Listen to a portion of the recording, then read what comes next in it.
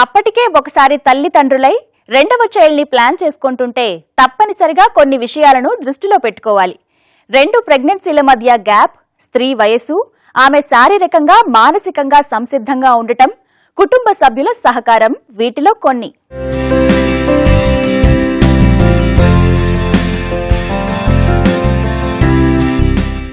మొదటిసారి ప్రెగ్నెన్సీకి రెండవసారి గర్భం దాల్చినప్పటికీ కొన్ని విషయాలు మారుతాయి. ఇక కొన్ని అదే విధంగా అనిపిస్తాయి. కానీ రెండవసారి తల్లి తండ్రి కావాలని కోరుకునే దంపతులు తెలుసుకోవాల్సిన విషయాలు కొన్ని ఉన్నాయి. వాటిలో ముఖ్యమైనవి స్త్రీ వయసు. ఫస్ట్ ప్రెగ్నెన్సీ అయిన తర్వాత ప్రెగ్నెన్సీలో మదర్ దగ్గర యూజ్ అయిపోయినవి ఐరన్ కానీ కాల్షియం కానీ ఇలాంటివన్నీ బాడీ ప్రెగ్నెన్సీ 9 months తర్వాత బేబీ ఫీడింగ్ టైంలో తర్వాత బేబీని కేర్ చేసేటప్పుడు మదర్ ఎంతో శక్తి దారపోయాల్సి వస్తుంది. ఐరన్ కాల్షియం ఇలాంటివన్నీ బాడీలోంచి యూజ్ అయిపోయి ఉంటాయి. అవి సరిగ్గా రిప్లేస్మెంట్ కూడా అయి ఉండవు అనమాట. అలానే బాడీ కూడా మజిల్స్ కానీ జాయింట్స్ కానీ ప్రతి ఒక్కటి కూడా ఒక మంచి కండిషన్లోకి రావటానికి, హెల్త్ ఫిట్నెస్ రావటానికి అంత టైం అవసరము.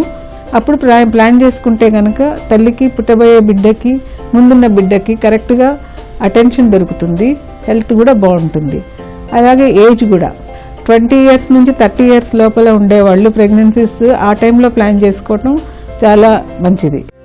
వయస్సు పైబడుతున్న కొద్దీ వచ్చే సమస్యలు కూడా అధికమే కదా మరి. వీటిలో ప్రధానమైనది స్త్రీ పునరుత్పత్తి వ్యవస్థ ఆరోగ్యం.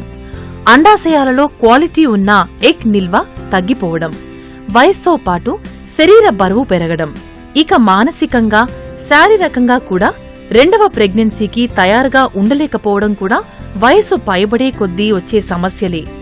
వీటితో పాటుగా మిడ్-30s దాటుతున్న కొద్దీ థైరాయిడ్, రక్తపోటు లాంటి సమస్యలతో పాటు పలు ఇతర ఆరోగ్య సమస్యలు కూడా రావచ్చు. ఇవన్నీ కూడా ప్రెగ్నెన్సీపై చెడు ప్రభావం చూపించేవే. రెండవసారి గర్భవతి అయినప్పుడు ప్రత్యేకమైన సమస్యలు ఏమైనా వస్తాయా అంటే, ప్రత్యేకంగా అంటే చాలా వరకు ఈ సమస్యలు మనకి వయసు పెరగటం వలన వస్తున్నాయని చెప్పొచ్చు. అంటే పూర్వకాలం అంటే 25 ఏళ్ల లోపల 2-3 పిల్లలు అయిపోయేవాళ్ళు, ఫ్యామిలీ ప్లానింగ్ ఆపరేషన్ కూడా అయిపోయేది. ఇప్పుడు పెళ్లిళ్ళు లేట్ అవుతున్నాయి. మరి మొదటి బిడ్డ పుట్టడమే దాదాపు 30 ఏళ్లకి జరుగుతుంది. అందుకని రెండో బిడ్డ వచ్చేసరికి 3-4 ఏళ్ల గ్యాప్తో 34-35 వస్తే వయసును బట్టి వచ్చే కాంప్లికేషన్స్ కొన్ని ఉంటాయి. సో వయసుతో వచ్చే మెడికల్ ప్రాబ్లమ్స్ కొన్ని అయితే, మరి బరువు పెరగటం వయసుతో పాటు థైరాయిడ్ ప్రాబ్లమ్స్ ఏవైనా రావటం, ఈ మెడికల్ ప్రాబ్లమ్స్ ఇవే కాకుండా ఇంకా కొన్ని రీప్రొడక్టివ్ ప్రాబ్లమ్స్ కూడా ఎక్కువ అవుతాయి. ఇకపోతే మూడవది జెనెటిక్ ప్రాబ్లం. అంటే మన వయసు పెరుగుతున్న కొద్దీ శరీరం ఎలా అయితే వయసు పెరుగుతుందో అన్ని కణాలకు కూడా వయసు పెరుగుతుంది లోపల. అలాగే క్రోమోజోములకి వాటిలో ఉన్న జీన్స్ కూడా వయసు పెరుగుతుంది. ఇట్లా జెనెటిక్ మెటీరియల్ అనేది దాని వయసు పెరుగుతున్న కొద్దీ కూడా వాటిల్లో తేడాలు వస్తాయి. అంటే ఈ క్రోమోజోమ్లు ఏమవుతాయంటే చిన్న ముక్క విరిగిపోవటం, ఫ్రాగ్మెంటేషన్, డిలీషన్ అంటే కంప్లీట్గా అది పోవటం, ఎక్కడో పోవటం, లేదా ఈ క్రోమోజోమ్ మొక్కెళ్ళి ఇంకో క్రోమోజోమ్కి అతుక్కోవటం, ట్రాన్స్లోకేషన్, లేదా ఇన్వర్షన్ అంటే ఒకటి ఇలా ఉండాల్సింది తిరగబడి ఇలా తయారవటం.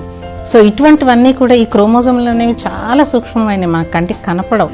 ఈ చిన్న మార్పు వస్తే కూడా ఒక బిడ్డలో ఒక పెద్ద అవకరం వచ్చేస్తుంది. మరి ఇదే కాకుండా కండరాలు వాటి సపుల్నెస్ అంటే చిన్నప్పుడు ఉన్నంత గట్టిగా స్ట్రాంగ్గా బలంగా పని చేయగలిగి ఉండవు. అందుకని నొప్పులు రావటం కూడా తేడా ఉంటుంది. మరి బోన్స్ కూడా ఆర్థరైటిస్లు ఇవి వచ్చినప్పుడు, అంటే ఆర్థరైటిస్ ముసలి వయసులోనే రానక్కర్లేదు, 30 సంవత్సరాల నుంచి కూడా మొదలు కావచ్చు. ఇవన్నీ కూడా వయసు తక్కువ ఉన్నప్పుడు జరిగినంత చక్కగా సహజంగా స్మూత్గా వయసు పెరిగిన కొద్దీ జరగవు. నేటి రోజుల్లో మహిళలు అన్ని రంగాల్లో ముందడుగు వేస్తూ తమ వ్యక్తిగత అభివృద్ధికి బాటలు వేసుకుంటూ ఉండడంతో పెళ్లి, పిల్లల విషయంలో కాస్త వెనకడుగు వేస్తున్నారు. పెళ్లి కావడమే 30లు దగ్గర పడుతున్న కొద్దీ అయినప్పుడు మొదటి ప్రెగ్నెన్సీకి ఎర్లీ 30s లో ఎంటర్ అవుతున్నారు. ఇక రెండవ చైల్డ్ ని ప్లాన్ చేసుకునేటప్పటికీ మిడ్-30s. రెండవ ప్రెగ్నెన్సీ ఏ వయసులో ప్లాన్ చేసుకుంటే మంచిది మీరే చూడండి. ఈ మధ్య కాలంలో చాలా మంది కపుల్స్ కేవలం ఒక బిడ్డతోనే సరిపెట్టుకుంటున్నారు. ఇందుకు కారణాలు అనేకం ఉండొచ్చు. కాకపోతే ఒకరికి ఒకరు తోడుగా ఉంటారనే ఉద్దేశంతో ఇద్దరితో ఫుల్ స్టాప్ పెట్టే కపుల్స్ మన సమాజంలో ఎక్కువ. అందుకే మొదటి కాన్పు అయిన తర్వాత రెండవది ఎంత గ్యాప్లో ప్లాన్ చేసుకోవాలి అని చూస్తే సాధారణంగా 3 ఏళ్లు సరి అయిన గ్యాప్. ఎందుకంటే అప్పటికి పై బిడ్డ కాస్త ఎదిగి స్కూల్కి వెళ్లే పొజిషన్లో ఉంటాడు. అంతేకాదు తల్లి కూడా మొదటి ప్రెగ్నెన్సీ తరువాత శారీరకంగా ఆరోగ్యంగా ఉంటుంది. అదే కనుక గ్యాప్ పైబడే కొద్దీ కూడా ఇబ్బందులు అనేకం. అలాగే గ్యాప్ మరీ తక్కువగా ఉన్నా కూడా ఇబ్బందే. పేషెంట్ని ముందు చూసినప్పుడే మనము వాళ్ళు లో రిస్క్ వాళ్ళ లేకపోతే హై రిస్క్ ప్రెగ్నెన్సీయా అన్నది కేటగరైజ్ చేసుకొని హై రిస్క్ ప్రెగ్నెన్సీ గ్రూప్లో కనుక వీళ్ళు వస్తే ఏజ్ పరంగా కూడా ఏజ్ పెరిగే కొద్దీ కొన్ని కాంప్లికేషన్స్ వస్తూ ఉంటాయి. అలానే బేబీస్ కూడా ఏజ్ మెటర్నల్ ఏజ్ పెరిగే కొద్దీ వాళ్ళకి కొన్ని జెనెటిక్ ప్రాబ్లమ్స్ రావచ్చు, క్రోమోజోమల్ డిఫెక్ట్స్, డౌన్ సిండ్రోమ్ అని అంటారు, అంటే మంగోల్ చైల్డ్. ఇందులో ఏంటంటే క్రోమోజోమ్స్ ఒక క్రోమోజోమ్ ఉండాల్సిన దానికంటే 21 క్రోమోజోమ్ ఒకటి నంబర్ ఎక్కువ ఉంటుంది. దానివల్ల ఆ పుట్టిన పిల్లలకి మెంటల్ రిటార్డేషన్, ఎదుగుదల సరిగ్గా ఉండదు, వాళ్ళకి కొన్ని లోపాలు ఉంటాయి, శారీరకమైన సమస్యలు ఉంటాయి, ఈ పిల్లలకు పెరుగుదల సరిగ్గా ఉండదు. ఈ మంగోల్ చైల్డ్ ఉందని ముందు గనక కనుక్కుంటే ఏంటంటే ఆ ప్రెగ్నెన్సీని అబార్టే చేసేస్తామన్నమాట. సో ఇలాంటి లోపాలున్న పిల్లలు పుట్టడానికి ఏజ్ పెరిగే కొద్దీ కూడా రిస్క్ పెరుగుతూ ఉంటుంది. అందుకని వీలైనంత మటుకు ఈ రిస్క్స్ అన్ని అవాయిడ్ చేయడానికి, మెడికల్ కాంప్లికేషన్స్ తగ్గించుకోవడానికి ఆల్రెడీ ముందు ప్రాబ్లమ్స్ ఉండేవాళ్ళు కూడా ఇంకా కేర్ఫుల్గా ముందు ప్రెగ్నెన్సీస్ ప్లాన్ చేసుకోవాలన్నమాట.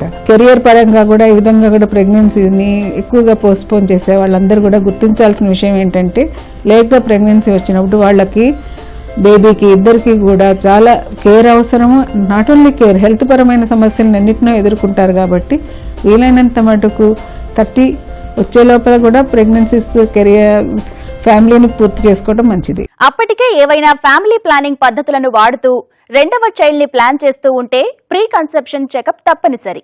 దీని ప్రాముఖ్యత ఏంటో చూద్దాం. సాధారణంగా మొదటి ప్రెగ్నెన్సీకి రెండవ దానికి గ్యాప్ ఇచ్చేందుకు, సురక్షితంగా ఉండేందుకు గాను కుటుంబ నియంత్రణ పద్ధతులను నేడు మహిళలు వాడుతూ ఉంటారు. వాటిలో ఒకటి న్యాచురల్ కాంట్రాసెప్షన్ పద్ధతి. అంటే ప్రతి నెల సేఫ్ డేట్స్ లో లైంగికంగా యాక్టివ్గా ఉండడం. ఇక ఇతర కాంట్రాసెప్షన్ పద్ధతులలో నేడు అత్యధికంగా వాడబడుతున్నవి ఓరల్ కాంట్రాసెప్షన్ పిల్స్. వీటితో పాటుగా కాపర్టీ లాంటి కాంట్రాసెప్షన్ మెథడ్స్ కూడా ఉన్నాయి. మరి రెండవసారి కన్సీవ్ కాదలుచుకుంటే వీటిని ఎంత ముందు నుంచి ఆపాల్సి ఉంటుంది? ఇద్దరు బిడ్డల మధ్య ఎడం కావాలని చెప్పి మొదటిసారి గర్భిణీ వచ్చి కాన్పైన తర్వాత ఏదో ఒక ఫ్యామిలీ ప్లానింగ్ మెథడ్ అందరూ కాకపోయినా చాలామంది వాడుతూనే ఉంటారు. ఇప్పుడు రెండోసారి ప్రెగ్నెంట్ కావాలి అనుకున్నప్పుడు ఒకవేళ ఏదైనా ముందు నంబర్ 1 చాలా మనకి స్పష్టంగా తెలిసింది ఏంటంటే ఆ ఫ్యామిలీ ప్లానింగ్ పద్ధతి ఏదైతే వాడుతున్నారో అదైతే స్టాప్ చేయాలి.